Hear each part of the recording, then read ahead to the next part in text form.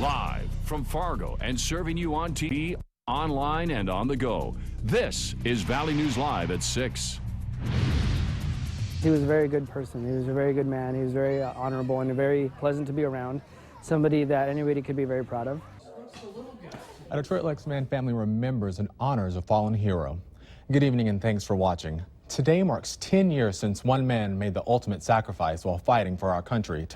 And to honor his memory, friends and family gathered to share stories and remember their lost loved one. Valley News team Giovanna Simic shares his heroic story.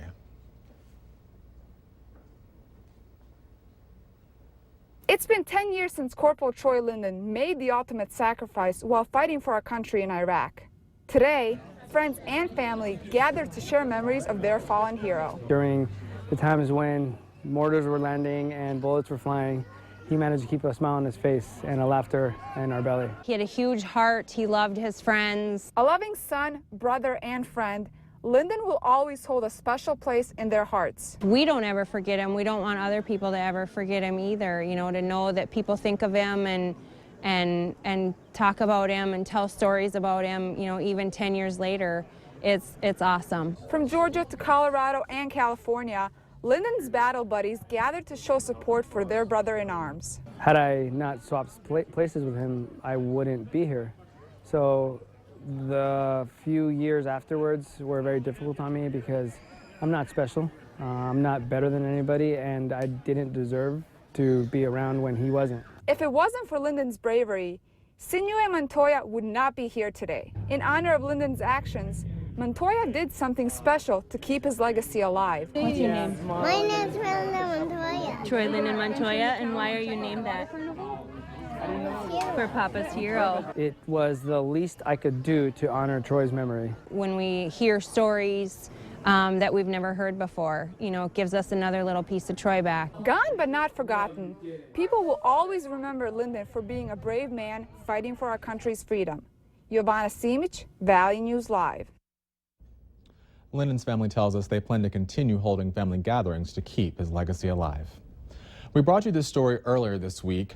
Before a local family gets a chance to settle into their new neighborhood, some of their soon-to-be neighbors are already making them feel unwelcomed.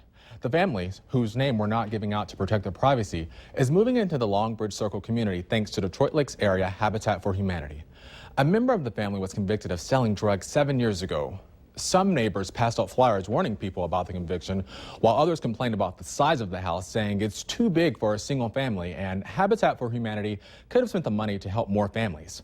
Regardless of what's being said, the house is a done deal, and the family tells VNL that they hope people will give them a chance to become part of their community. I feel for them. That's got to be awfully hard, coming into a neighborhood and not feeling welcome. But hopefully, you know, over time we can turn that around. The house will be moved to the lot next week. We all know how fun it is to swim in the lake on a beautiful day, but sometimes it can also be a nuisance. Swimmer's itch, mosquito bites, algae, and low water levels can put a damper on your beach day, sometimes leaving you with itchy bumps and discomfort. People with sensitive skin are more likely to catch a case of swimmer's itch. Using anti-itch cream and home remedies like baking soda can help relieve irritation.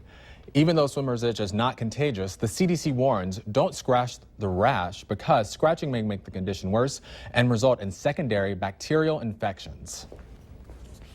It's so annoying. It's just every time I get in the water, it's itchy, and when I get out, I'm like annoyed by it, and it's just irritating.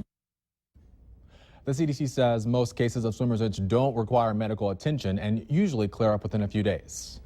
The weather was nice and quiet for most of the valley yesterday, but it looks like it's back to storms and showers.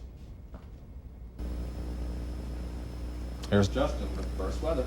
All right, thank you, Cornelius, and good evening, everybody. We have a couple of severe thunderstorm warnings active right now, so let's get right to the maps.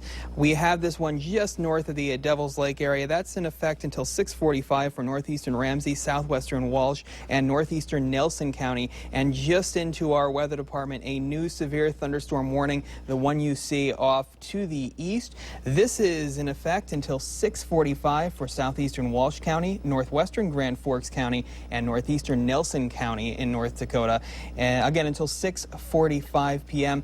These have actually been some hail producers, so if you are in the warned area, be prepared over the next 40 minutes or so for hail up to 1.5 inches in diameter. We've also gotten reports of 1 to 2 inch hail, Devil's Lake, Webster, Southam, Garski, Mazza, and out toward the Leeds area. We are in a slight risk for severe weather as we go through this evening and overnight, and then we have another chance, a better chance of some severe weather Sunday night into Monday morning, and another chance of severe weather Monday evening into early Tuesday morning. We'll definitely keep you updated on the severe weather and have the full forecast later in the newscast. Thank you, Justin. Motorcyclists revved up their engines this afternoon, taking off from Harley-Davidson in Fargo for a run in memory of Officer Jason Mosier. More than 200 bikers registered for the benefit motorcycle run, the ride taking them to Barnesville, Detroit Lakes, then back to West Fargo. Officer Mosier's family and friends led the way with a unique group of police and bikers following. No matter who you are or what you stand for, when something tragic like this happens, everybody puts down their ill feelings and they gather around each other, and it's like one family. Tonight on Valley News 10 at 10, you'll hear more from Officer Mosier's family and those who participated in the run about its special meaning. Planes, pancakes, and old school cars all made for a day full of fun learning in Detroit Lakes. Hundreds of people attended the DL Fly-In hosted by the Detroit Lakes Airport Experimental Aircraft Association chapter.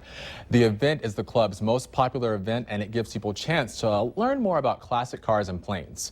People even got to see a chance to see the historic planes take off. The older generation is going, and we want the younger generation to be involved, and we want to help them to do that, to see what kind of planes they would like to look forward to. Money raised at this event benefits the EAA chapter and the Grace Lutheran Church. The Fly-In and Pancake Breakfast is one of many events kicking off the 81st annual Northwest Water Carnival in Detroit Lakes.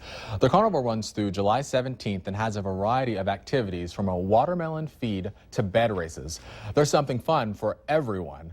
The carnival comes to a close with the annual parade of the Northwest on the 17th at 1 p.m. To see his full schedule of the events, go to valleynewslive.com and click on the Hot button.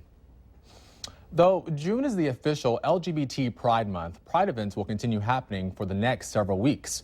This weekend, Minot's second annual Pride in the park is taking place. It's being held at Oak Park and has nearly 40 vendors supporting the event. Organizers expect more than 1,000 people to join in on this weekend's festivities. Today, nearly 250 people showed up donning pride shirts, colorful tutus, and happy smiles. Organizers and participants say they hope this event educates everyone in Minot and shows support for people looking for a safe place just to be themselves. People see that Minot's LGBT community and those that support it is not a threat. They're not something that's challenging the community as a whole or the values, but we're a part of that system, and we want to help grow the values in the community. To be able to come out here, it's a huge honor, so you shouldn't be afraid of who you are. And there's so many people out here that are here to tell you that. So if you don't feel safe or comfortable anywhere else, you might as well come to Pride, because that is the first place where you'll be accepted. So. Where you feel like you belong. Yep. Minot's Pride continues throughout the weekend. To see when Fargo, Moorhead, and Grand Forks will be celebrating Pride, go to valleynewslive.com and click on this story. Still to come on Valley News Live at 6, pampering for your pet. It's just another way the pet care industry is growing. More on that later. And we are still tracking storms that have become quite the hail producer out there. 2 active warnings. We will get to that and what to expect over the next couple of days coming up next.